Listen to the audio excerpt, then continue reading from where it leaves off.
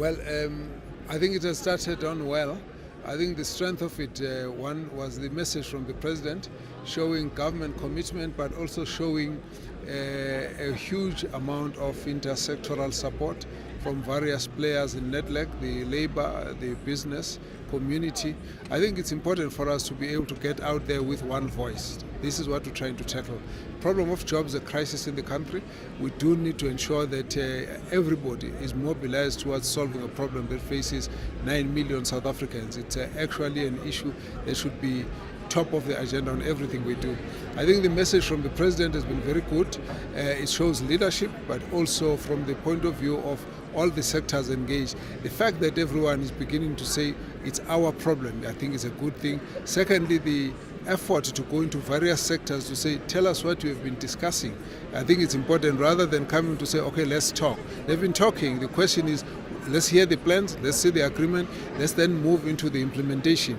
Then, of course, the real detail is going to be around how we implement. And I think South Africans, whilst we have a lot of hope for progress in this matter, but I think we must understand there's going to require lots of patience and a lot of work together, because we're going to try and focus on tackling day-to-day problems that individual South Africans face when they're trying to create jobs or trying to get themselves a job. So the whole idea for today is that all the sectors must begin to identify areas of synergy where they will be able to pull together and create an impact in job creation, starting from big business,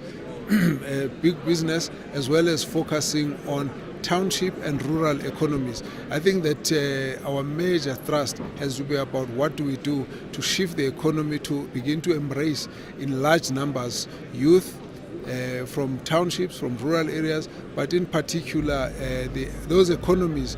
If the country's economy must grow, those areas must be properly stimulated through investments, and I hope that we'll be able to move in that direction. What South Africans should be able to do is to keep putting pressure on us to be able to produce, show us the obstacles so that we can try and find a way to solve them. In your view, Minister, what are some of the practical steps that needs to be taken to achieve the 11 million jobs that we are told will be created by 2030? I think the first issue is to try and align the needs of industries with the training colleges. It must be such that whoever goes through training must begin to get a skill that someone out there in the industry requires, so that when you get out, there is somewhere that you're going to be able to get employment. And I think that part is going to be important. So skills development is going to be important, but also focusing on assisting small emerging businesses, focusing on youth and women businesses. So the support for incubators, mentorship programs, I think that's the one area that we need to really work on. I also think that government, both government and big business, must focus on opening markets for small businesses and youth entrepreneurs, so that there's a way people can enter the market. At the end, we have to integrate informal economy with the mainstream economy. We have to integrate small businesses with big business. We have to integrate rural township economies with the mainstream economies.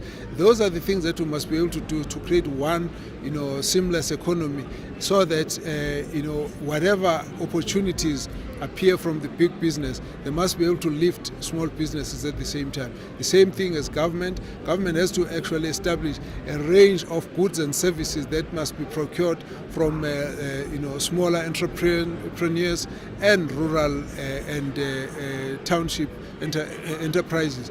That is what will assist us.